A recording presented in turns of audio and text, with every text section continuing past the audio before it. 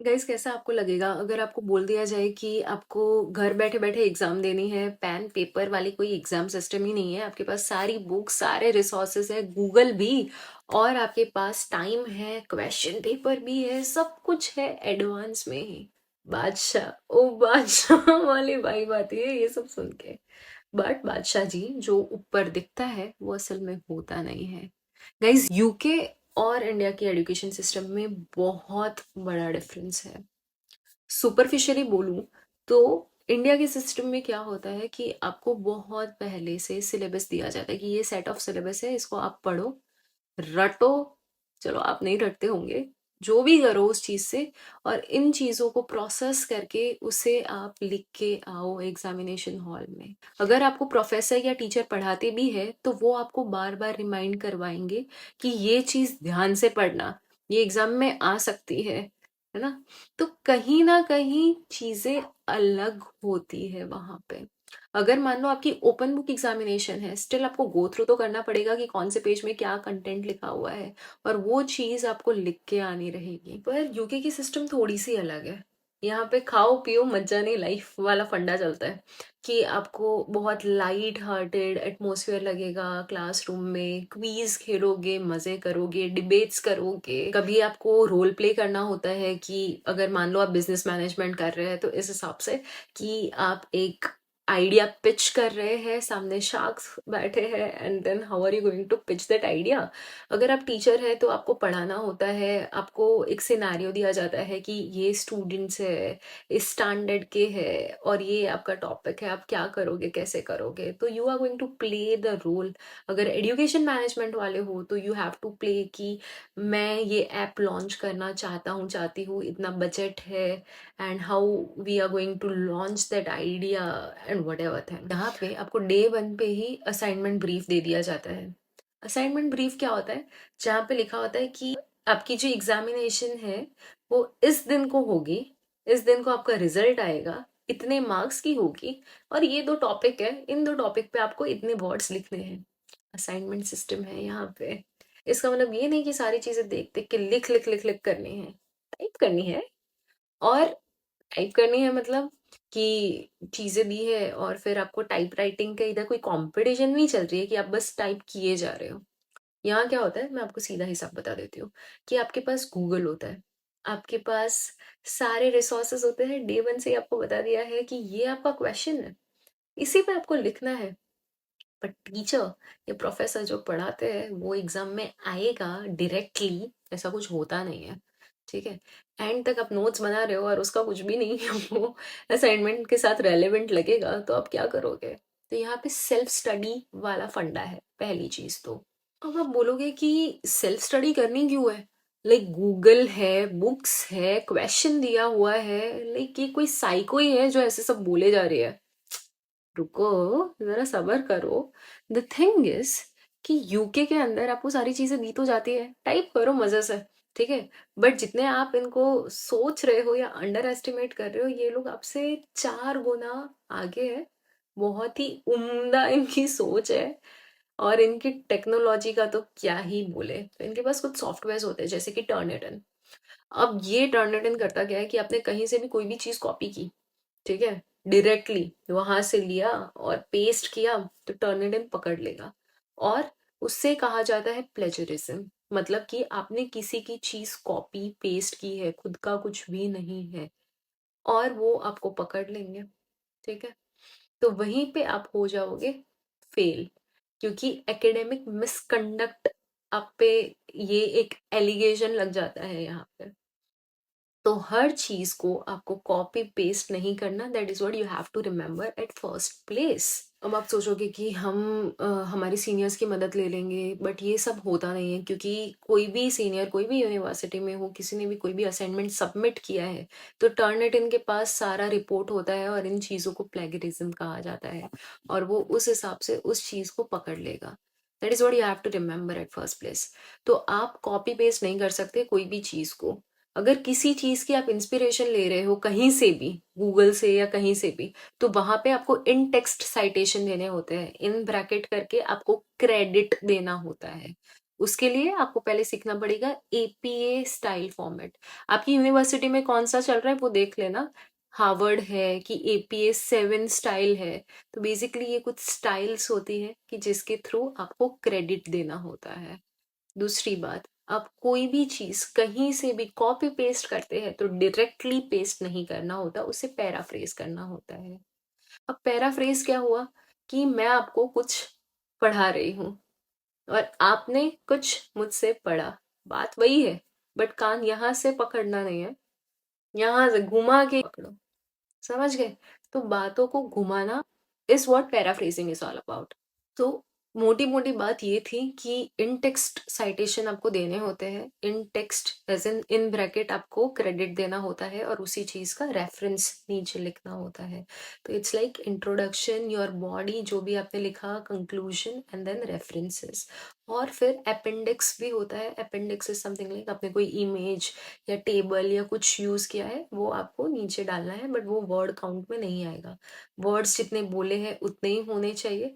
+& -10% का यहाँ पे आपको दे दिया जाता है छूट।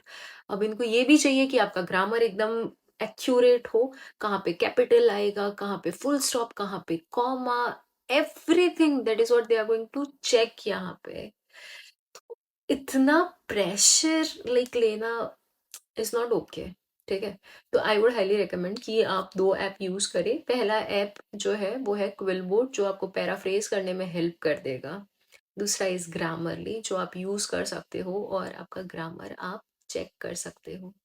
तीसरी बात, यहाँ पे फॉर्मेटिंग भी इनको चाहिए होता है कि पेज यहाँ पे, उसके बाद पेज नंबर यहाँ पे लिखा हुआ होना चाहिए, etcetera things, table of content होना चाहिए। तो इसके लिए आप क्या कर सकते हैं, आप जैसे यहाँ पे आने का डिसाइड करें, वर्ड, एक्सेल, पीपीटी प्लीज सीख के आना। ठीक है? Because that is must must must है। पर अब आप बोलोगे कि चैट जीपीटी आ गया है तो हम उसे यूज ना करें कि कमांड दे दे सारी चीजें आ जाएगी। सी, जब चैट जीपीटी आया था तो वो आया था तब इनके पास टेक्नोलॉजी नहीं थी।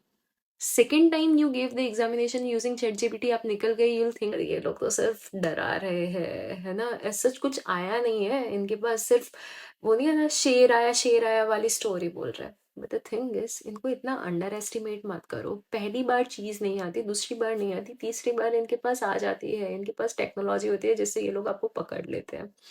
तो क्यों ये सब करना है?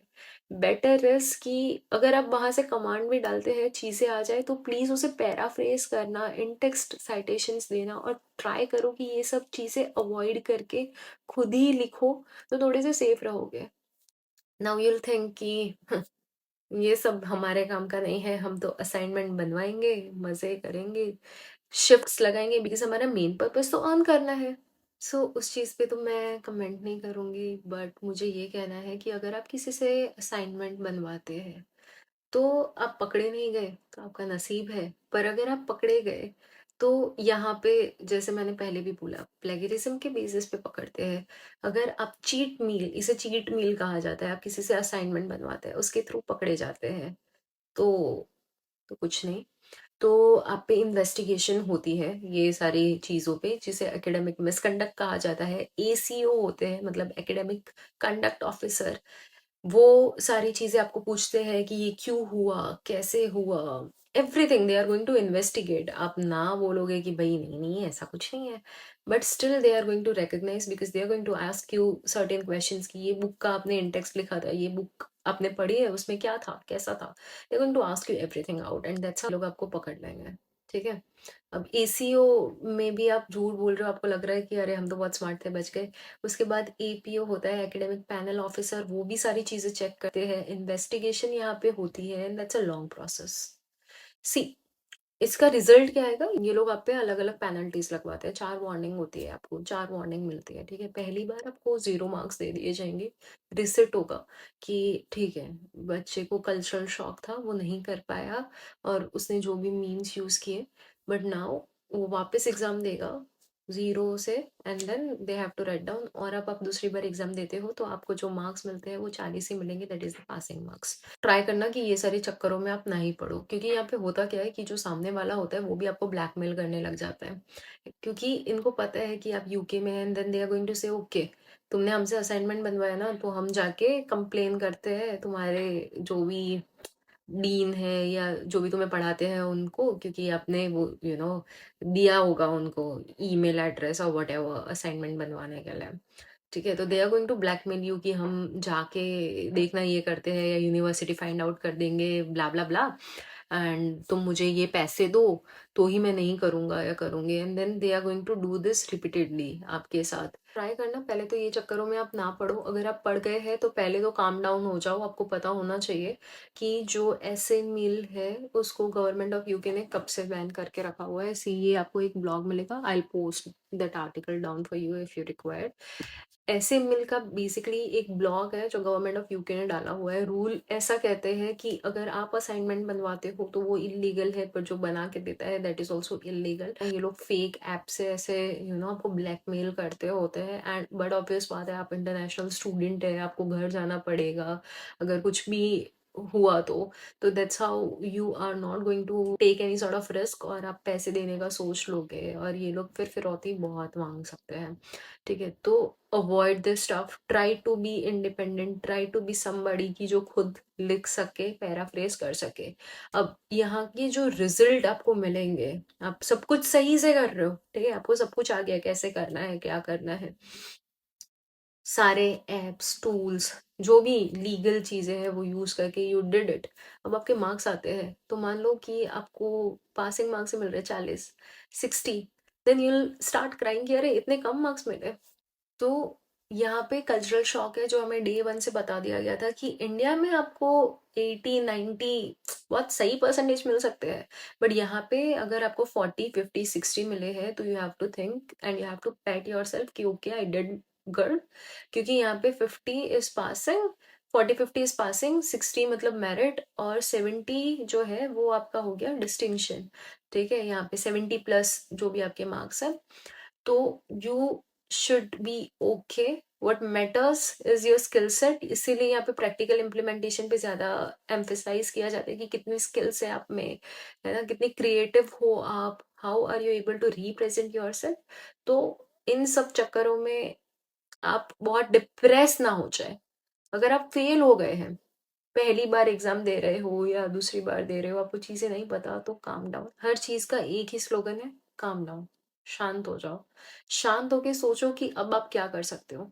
आप रीसेट दे सकते हो, रीसेट मतलब वापस वही एग्जाम के लिए आपको अपीयर करना है। कोई भी इश्यू की वजह से, मान लो कोई चार्ज लगे थे या ऐसे ही आपको नहीं पता था, आप फेल हो गए, कोई बात नहीं।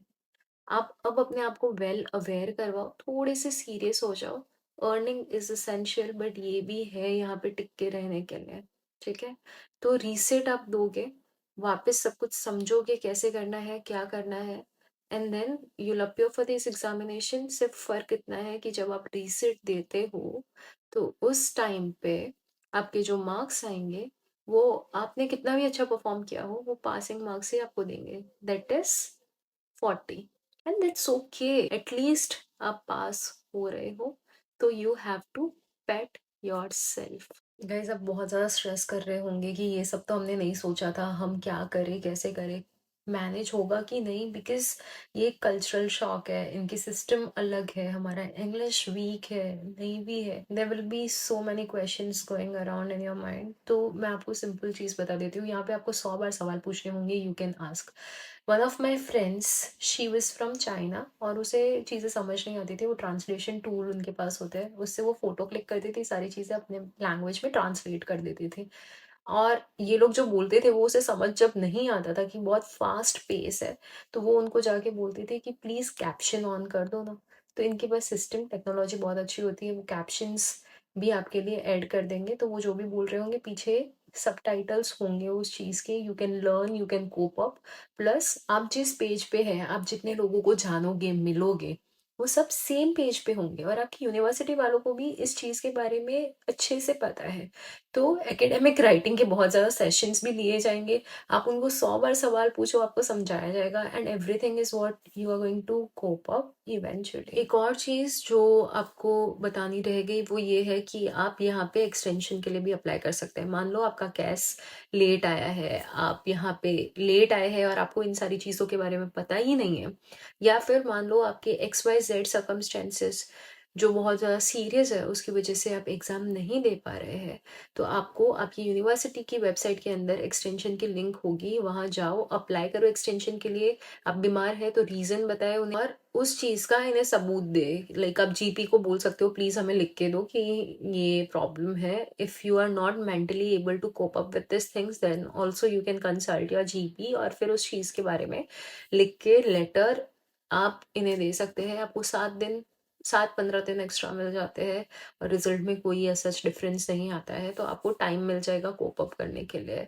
That is what you can try. और आपको कोई भी क्वेश्चन हो, कोई भी पर्सनल डाउट हो जो आप ओपनली नहीं शेयर कर सकते, तो विदाउट सेइंग हाय हेलो आप डायरेक्टली वो क्वेश्चन या तो रिकॉर्ड कर दे या टेक्स्ट मैसेज में मुझे इंस्टाग्राम में डीएम कर सकते हैं। श्रद्धा इन यूके मेरी आईडी है जो यहाँ पे मेंशन्ड है।